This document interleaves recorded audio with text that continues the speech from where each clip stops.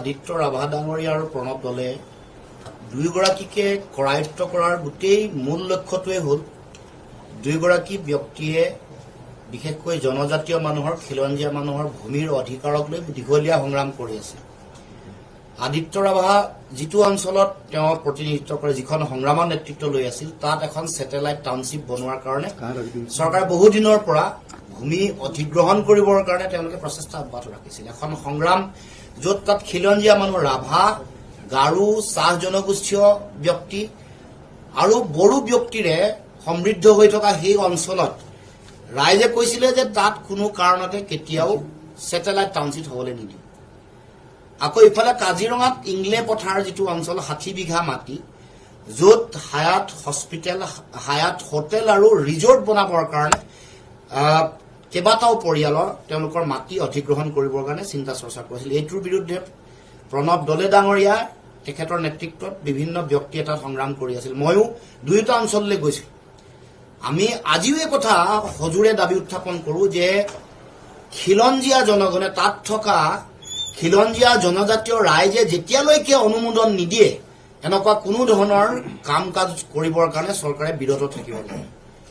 কাৰণ সকলোৱে বিৰোধ কৰিছে, কাৰণ বিশেষকৈ চাহ জনজাতীয় অধ্যুষিত অঞ্চল, যিটো বাগানৰ কাষৰ মাটি, বিশেষকৈ চাহ বাগিচা অঞ্চলৰ মানুহ, চাহ জনগোষ্ঠীয় আদিবাসী ৰাইজৰ এনেও আজিলৈকে মাটিৰ পট্টা দিব পৰা নাই।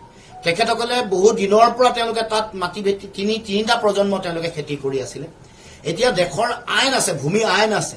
কিমান সময় মানুহে ভোগ দখল কৰি খেতি বাতি কৰি থাকিলে তেওঁলোকে পট্টা পাব পাৰে, ম্যাদী পট্টা পাব পাৰে। আইনমতে, বিধিমতে সিদ্ধান্ত হ'ব লাগিব। কাগজ পত্ৰ নাথাকিব পাৰে। কোনোবাই এই বিষয়টো উত্থাপন কৰিছে। কাগজ পত্ৰ বিশেষকৈ জনজাতীয় ৰাইজ, চাহ বাগিচাৰ আদিবাসী মানুহৰ কাগজ পত্ৰ নাথাকিব পাৰে, কিন্তু ভোগ দখল কৰিছে, খেতি কৰি আছে। ২২ চনলৈকে খেতি কৰাৰ ভিডিঅ' ফুটেজ মানুহৰ হাতে হাতে আছে। খেতি কেনেকে চপাইছে, খেতি কেনেকে কাটিছে, আমাৰ হাতত আছে। গতিকে এইটো কথা কেতিয়াও তেওঁলোকে ঢাকি ৰাখিব নোৱাৰে।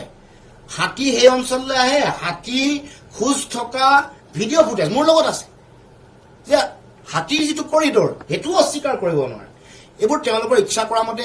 এই গোটেই কথাটোৰ লগত আকৌ চাহ জনজাতীয় যিটো মিউজিয়াম আছে, চাহ জনগোষ্ঠীৰ কাৰণে যিটো মিউজিয়াম কৰিব খুজিছে, তাৰ লগত কোনো সম্পৰ্ক নাই। সেইটো ইতিমধ্যে তেওঁলোকে অধিগ্ৰহণ কৰিছে, ৱাল দিছে, কৰিবৰ কাৰণে কাম আৰম্ভ কৰিছে। তাৰ লগত ইংলে পথাৰৰ হায়াত হোটেল আৰু ৰিজৰ্ট বনোৱাৰ কোনো সম্পৰ্ক নাই। বহুতে সেইটো এটা ভুল ব্যাখ্যা দিবলৈ চেষ্টা কৰিছে। চাহ জনগোষ্ঠীয় সংগ্ৰহালয় হোৱাটো আমি সকলোৱে আদৰণি জনাওঁ। নিশ্চিতভাৱে হ'ব লাগে, আহল বহলকে হ'ব লাগে, ভালকে হ'ব লাগে। কিন্তু সেইটোৰ লগত কোনো ধৰণৰ এই ইংলে পথাৰৰ মানুহৰ মাটি, য'ত হায়াত হোটেল বনাব খুজিছে, ৰিজৰ্ট বনাব খুজিছে, ৰাইজে সন্দেহ কৰা মতে কিছু মন্ত্ৰী ইয়াৰ লগত জড়িত, বিধায়ক জড়িত, ৰাজনৈতিক আশীৰ্বাদ পুষ্ট মানুহ জড়িত। কোনো মানুহে কেতিয়াও উন্নয়নৰ বিৰোধিতা নকৰে, আমিও নকৰোঁ। তেওঁলোকে যদি হোটেল বনায়, ৰিজৰ্ট বনায়, বিভিন্ন মন্ত্ৰীৰ তেওঁলোকৰ বাগান আছে, তাত বনকচোন, আমি বেয়া পোৱা নাই নহয়। খাটি খোৱা মানুহৰ মাটি ল'বলৈ কিয় উঠি পৰি লাগিছে? যি সময়ত চাহ বাগিচাৰ, চাহ জনজাতীয় আদিবাসী মানুহক আজিলৈকে মাটিৰ পট্টা দিব পৰা নাই, সেই সময়ত থকা মাটিকণ কাঢ়ি ল'বলৈ চৰকাৰে কিয় ইমান উৎপাত কৰিছে?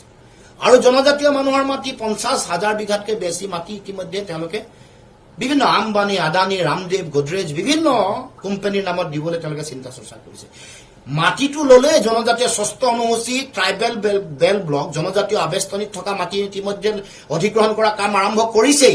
এতিয়া আকৌ সংগ্ৰামত জড়িত হৈ থকা জনজাতীয় নেতাকো ৰেহাই দিয়া নাই। গতিকে আমি আদিত্য ৰাভা আৰু প্ৰণৱ দলেৰ যিটো মাটি আক্ৰোশমূলকভাৱে ৰাজনৈতিক ষড়যন্ত্ৰৰে যিটো কৰায়ত্ব কৰি জেললৈ নিক্ষেপ কৰিবলৈ তেওঁলোকে চেষ্টা কৰিছে, ইয়াৰ আমি তীব্ৰ বিৰোধিতা কৰিছোঁ, কঠোৰ ভাষাৰে গৰিহণা দিছোঁ।